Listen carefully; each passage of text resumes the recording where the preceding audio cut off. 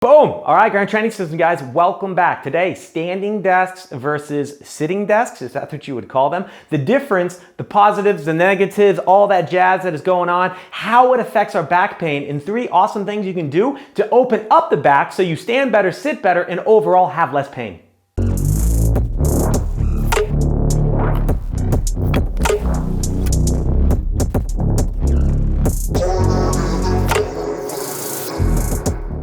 All right, so in 3 minutes or less, let's talk about standing desks. As you can see, I obviously have one. I've got my towels underneath, so mine doesn't even go down because I enjoy standing basically all the time. However, the problem is if you sit like shit, you're gonna maybe stand like it too. So we don't want you like this, we don't want you like this. If you're on the computer and you can see me leaning this direction, or maybe I do it like this because that's where my mouse is, we wanna be careful because remember, we're not supposed to sit for more than 30 minutes a day. That 30 minutes should be on the floor, and we should change our position every 2 minutes. Now, the nice thing about standing is it's much easier to change our position. If your kid has a standing desk in school, you notice there's a little thing that they can play with and kick on the ground. That is to keep them moving because we need to be moving every couple minutes. Now, if you are standing, change the position. If you stand on one hip, that's okay. Just make sure you stand on the other and keep yourself moving. The nice thing about standing is when we sit, our butt turns off. When our butt turns off, it doesn't stabilize our spine. And the problem is the butt's main job is to stabilize the spine. So if your butt turns off, it doesn't stabilize your spine. What do you think does?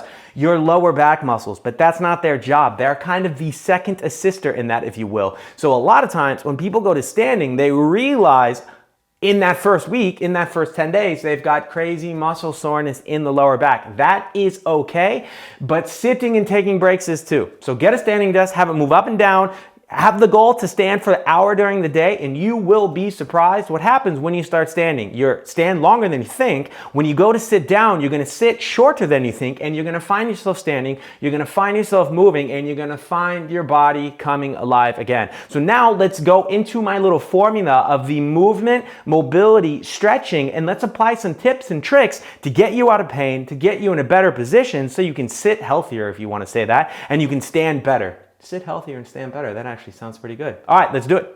All right, so when it comes to sitting and standing, let's actually learn how to stand a little bit. So one thing we want to do is actually squeeze our butt. Interesting little side note, my mom bought me a book a while back, How to Be a Gentleman, and it was written, I don't know, in the 40s or whatever, and they actually said that gentlemen, young men, should stand tall and squeeze their butt.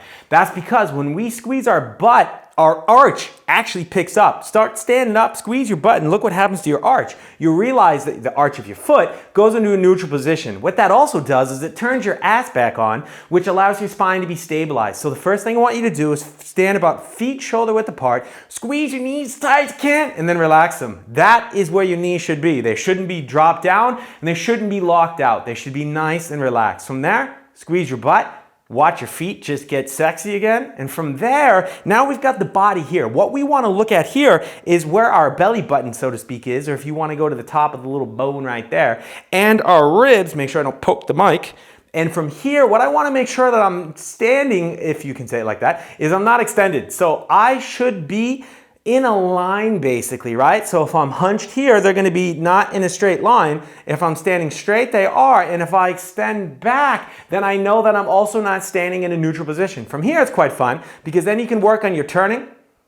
You can actually work on your extension, which comes with you pushing your hips forward and squeezing your butt, and you can also work on bending forward. Now that's a whole different topic. One, funny enough, I go very into detail in my online program or online membership, or actually both. But what we want to do here is just make sure that as we're standing, for example, at our desk, we could look at ourselves and we could say, you know what, my butt is tight. You don't need to squeeze it like a ninja. My feet are gripping the ground. I didn't mention that, but that's also something nice you can do, pretending you're like a monkey and you're crawling on the ground. And from here, with my butt tight, I'm looking, am I standing like this or am I standing like this? And we can start to not need the mirror and the film and all that jazz because we understand what we're doing and we've braced our spine, and then we can look about how we're moving. Now, you don't always have to move like that. Obviously, it's okay to move normally if you're grabbing a cup of coffee, but if you're going to be moving something heavy, that's where we want to be careful. So once we know how to stand, we have a better template to stay injury-free and kick the pain away. All right, now that we've learned how to brace our spine, and you can also do that sitting, by the way, just would kind of take your knees and feet out of it. But now that we know how to brace our spine, we want to see how we are breathing when we're braced. So if I'm standing in a good position and I'm like, I'm activating my sympathetic nervous system, and it's not very sympathetic actually. Sympathetic actually is your fight and flight nervous system. That's not what we want, because if you got an asshole boss, it's already probably activated. We want to activate your parasympathetic, and the way we do that is we need to breathe from the belly, baby. So that means as the air goes in, your belly gets fat. Test that quickly. I'll wait.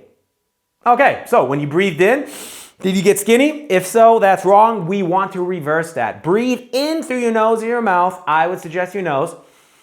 And let your stomach get fat, because then when you breathe out, it gets tight. Think about it. If someone punched you in the stomach, what would you do? Let the air out and tighten your stomach. So when you don't think about it, you do it right. Now we got to think about it, so we always do it right, or I have to come around and keep punching in the stomach so you do it right, or hire someone in your office. Maybe that's a bit cheaper. But learn the bracing technique, learn how to stand, learn how to do when you sit, test your breathing. And when you're in a stressful situation, a stressful meeting, or listening to someone you just really can't stand at the office, put your hand on your stomach and see what's going on, because usually we go back to our old default, which is the bad breathing.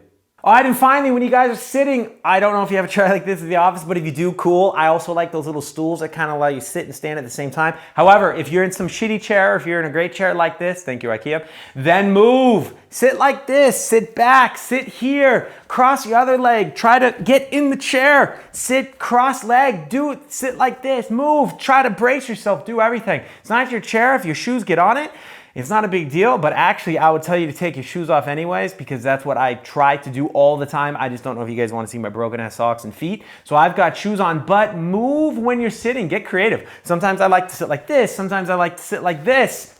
Like that, lift yourself up. Move like a little monkey in your chair, because we know that in 2 minutes, your body starts to adapt to the position. We're supposed to change our position every 2 minutes, and we really should be standing and sitting on the floor. But if you're on a chair and you can act like it's the floor, it's the next best thing. This mic is always falling. So give that a shot, play in the chair, have fun, move yourself around, stand up, drink some goddamn coffee, because it's not bad for you.